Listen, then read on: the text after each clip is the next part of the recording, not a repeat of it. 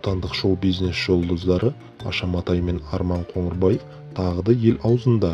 Жұлдызды жұптың қарым-қатынасы бүгінде әлі де қызу талқыланып жатыр. Қос әртіс шын мәнінде ажырасқан ба? Әлде бұл елді қызықтырудың кезекті амалы ма?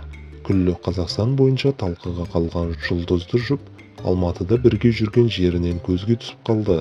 Қос әртісті сауда орталығында көріп қалған желі қолданушысы бірден оларды видеоға түсіріп алып, оны папарацци бағдарламасына жолдаған. Бейнежазбадан қос әншінің әңгімелесіп тұрғанын байқауға болады. Видео авторы Аша мен Арманның бірге жүргенін айтты. Аталған бағдарламаға жүгінген көрермен ерлі-зайыптыларға хайп жетіспей жүргенін алға тартқан. Оның пайымдауынша, жұлдыздар ара-қатынасы жайлы әдейі ешкімге тіс жармай, барынша ел қызығушылығын тудыруда.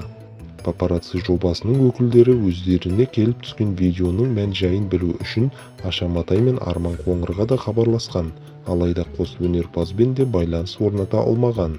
Қос жұлдызға қатысты сюжеттің үзіндісі Instagram желісіндегі Гастарс парақшасында жарияланған.